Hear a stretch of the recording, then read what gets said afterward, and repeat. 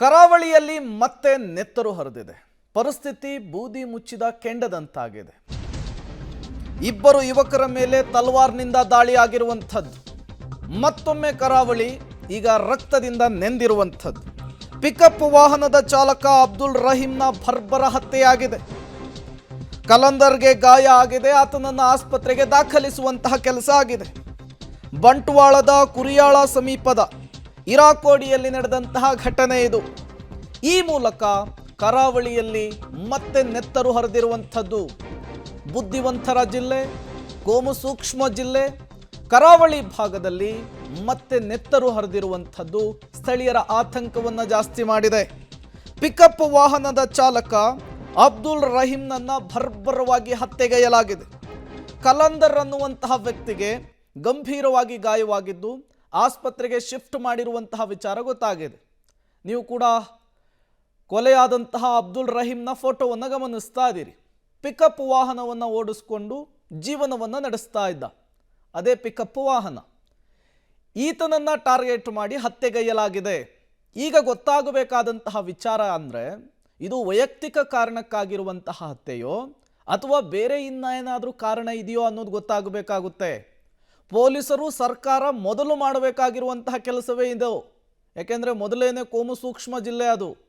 ಇಂತಹ ವಿಚಾರಗಳು ರಾತ್ರಿ ಕಳೆದು ಬೆಳಗಾಗೋದ್ರೊಳಗೆ ಬೇರೆ ಬೇರೆ ಸ್ವರೂಪವನ್ನು ಪಡೆದುಕೊಳ್ಬಿಡುತ್ತೆ. ಹಾಗಾಗಿ ಮೊದಲು ಈ ಕೊಲೆಗೆ ಮೋಟಿವ್ ಏನು ಅನ್ನೋದು ಗೊತ್ತಾಗಬೇಕಾಗಿದೆ. ಈ ಕೊಲೆಗೆ ಕಾರಣ ಏನು ಅನ್ನೋದು ಗೊತ್ತಾಗಬೇಕಿದೆ. ಆ ಕೆಲಸವನ್ನು ಪೊಲೀಸರು ತತ್ಕ್ಷಣಕ್ಕೆ ಬಹಿರಂಗಪಡಿಸುವಂತಹ ಕೆಲಸ ಆಗಬೇಕಿದೆ. ಯಾಕೆಂದರೆ ಈಗಾಗಲೇ ನೂರಾರು ಸಂಖ್ಯೆಯ ಜನರು ಪೊಲೀಸ್ ಠಾಣೆಯ ಮುಂದೆ ಜಮಾಯಿಸಿದ್ದಾರೆ ಎನ್ನುವಂತಹ ಮಾಹಿತಿ ಕೂಡ ಸಿಗ್ತಾ ಇರುವಂಥದ್ದು. ಈ ಕೊಲೆಯಾದಂತಹ ಅಬ್ದುಲ್ ರಹೀಮ್ ಯಾಕೆ ಕೊಲೆಯಾದ, ಯಾರು ಕೊಲೆ ಮಾಡಿದ್ರು, ಇದರ ಹಿಂದಿನ ಉದ್ದೇಶ ಏನು, ಅದು ತುಂಬ ಮುಖ್ಯವಾಗುತ್ತೆ. ಪೊಲೀಸರು ಅದನ್ನು ಮೊದಲು ಬಹಿರಂಗಗೊಳಿಸುವ ಮೂಲಕ ಪರಿಸ್ಥಿತಿಯನ್ನು ತಿಳಿಗೊಳಿಸುವಂತಹ ಕೆಲಸ ಆಗಬೇಕಿದೆ. ಯಾಕೆಂದರೆ ನಿಮಗೆ ನೆನಪಿರಬಹುದು, ಪ್ರವೀಣ್ ನೆಟ್ಟಾರು ಹತ್ಯೆ ಆದಮೇಲೆ ಫಾಜಿಲ್ ಹತ್ಯೆ ಆಗುತ್ತೆ. ಅದಾದಮೇಲೆ ಸುಹಾಸ್ ಶೆಟ್ಟಿ ಹತ್ಯೆ ಆಗಿತ್ತು. ಸುಹಾಸ್ ಶೆಟ್ಟಿ ಹತ್ಯೆ ಆಗಿ ಇನ್ನೂ ಕೂಡ ಪರಿಸ್ಥಿತಿಯಲ್ಲಿ ತಿಳಿಗೊಂಡಿಲ್ಲ. ಬೂದಿ ಮುಚ್ಚಿದ ಕೆಂಡದ ರೀತಿಯಲ್ಲಿದೆ. ಮತ್ತೊಂದು ಕಡೆ ಹಿಂದೂ ಪರ ಸಂಘಟನೆಯ ಕಾರ್ಯಕರ್ತರು ದೊಡ್ಡ ಮಟ್ಟದ ಹೋರಾಟಕ್ಕೂ ಕೂಡ ಪ್ಲಾನ್ ಮಾಡಿಕೊಂಡಿದ್ರು. ಇಂತಹ ಸಂದರ್ಭದಲ್ಲಿಯೇ ಅಬ್ದುಲ್ ರಹೀಮ್ನ ಹೆಣ ಬಿದ್ದಿರುವಂತಹದ್ದು. ಹಾಗಾಗಿ ಕಾರಣ ಏನು ಅನ್ನೋದನ್ನು ಸ್ಪಷ್ಟಪಡಿಸಬೇಕಿದೆ. ಬಂಟ್ವಾಳದಲ್ಲಿ ಅಬ್ದುಲ್ ರಹೀಮ್ನ ಭರ್ಬರ ಕೊಲೆಯ ಪ್ರಕರಣ. ಮಂಗಳೂರಿನ ಹೈಲ್ಯಾಂಡ್ ಆಸ್ಪತ್ರೆಯ ಬಳಿ ಭಾರೀ ಸಂಖ್ಯೆಯಲ್ಲಿ ಜನ ಜಮಾಯಿಸಿದ್ದಾರೆ.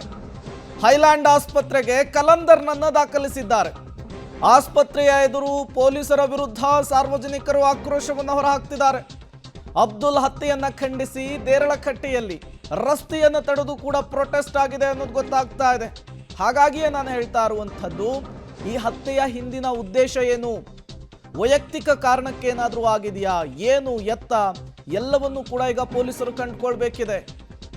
ನೋಡಿ, ಜನ ಒಂದೇ ಕ್ಷಣಕ್ಕೇನೆ ಯಾವ ರೀತಿಯಲ್ಲಿ ಜಮಾಯಿಸಿದ್ದಾರೆ ಅಂಥೇಳಿ. ರಾತ್ರಿ ಕಳೆದು ಬೆಳಗಾಗೋದ್ರೊಳಗೆ ಪರಿಸ್ಥಿತಿ ಯಾವ ಸ್ವರೂಪವನ್ನಾದರೂ ಕೂಡ ಪಡೆದುಕೊಳ್ಬಹುದು. ಹಾಗಾಗಿ ಮೊದಲು ಕೊಲೆಯ ಹಿಂದಿನ ಮೋಟಿವ್ ಏನು ಅನ್ನೋದು ಗೊತ್ತಾಗಬೇಕಾಗುತ್ತೆ. ಪೊಲೀಸರು ಅದನ್ನು ಪತ್ತೆ ಹಚ್ಚುವಂತಹ ಕೆಲಸ ಆಗಬೇಕಾಗುತ್ತೆ.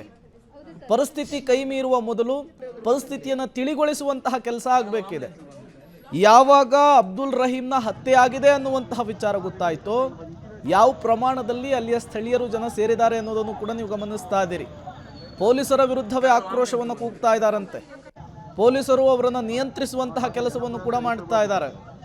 ಈ ಮೂಲಕ ಮತ್ತೊಮ್ಮೆ ಕರಾವಳಿಯಲ್ಲಿ ಪ್ರಕ್ಷುಬ್ಧ ವಾತಾವರಣ ನಿರ್ಮಾಣವಾಗಿದೆ. ಪರಿಸ್ಥಿತಿಯನ್ನು ಹತೋಟಿಗೆ ಪಡೆದುಕೊಳ್ಳುವುದಕ್ಕೆ ಪೊಲೀಸರು ಕೂಡ ಈಗಾಗಲೇ ಪ್ರಯತ್ನವನ್ನು ಮಾಡ್ತಿದ್ದಾರೆ ಅನ್ನೋದು ಗೊತ್ತಾಗ್ತಾ ಇದೆ. ಹೈಲ್ಯಾಂಡ್ ಆಸ್ಪತ್ರೆಗೆ ಈಗ ಕಲಂದರ್ನನ್ನು ದಾಖಲಿಸಿರುವಂಥದ್ದು. ಅಬ್ದುಲ್ ರಹೀಮ್ ಕಲಂದರ್ ಜೊತೆಗೆ ಇದ್ದಂತಹ ಸಂದರ್ಭದಲ್ಲಿ ಅಟ್ಯಾಕ್ ಆಗಿದೆ. ತಲ್ವಾರ್ನಿಂದ ಇಬ್ಬರ ಮೇಲೂ ಕೂಡ ದಾಳಿ ಆಗಿರುವಂಥದ್ದು. ಅಬ್ದುಲ್ ರಹೀಮ್ ಚಿಕಿತ್ಸೆ ಫಲಿಸದೆ ಸಾವನ್ನಪ್ಪಿದ್ದಾನೆ. ಕಲಂದರ್ಗೆ ಚಿಕಿತ್ಸೆಯನ್ನು ಮುಂದುವರಿಸಲಾಗಿದೆ. ಈ ಅಟ್ಯಾಕ್ ಮಾಡಿದವರು ಯಾರು, ಅವರ ಉದ್ದೇಶ ಏನು, ಅದೀಗ ಮುಖ್ಯವಾಗಿ ಗೊತ್ತಾಗಬೇಕಾಗುತ್ತೆ. ಪೊಲೀಸರು ಅದನ್ನು ಮೊದಲು ಐಡೆಂಟಿಫೈ ಮಾಡಬೇಕಾದಂತಹ ಕೆಲಸ ಮಾಡಬೇಕಿದೆ. ನೋಡೋಣ ಈ ಘಟನೆಯಲ್ಲಿ ಯಾವ ದಿಕ್ಕು ಯಾವ ಸ್ವರೂಪಿಗೆ ಹೋಗುತ್ತೆ ಅಂಥೇಳಿ.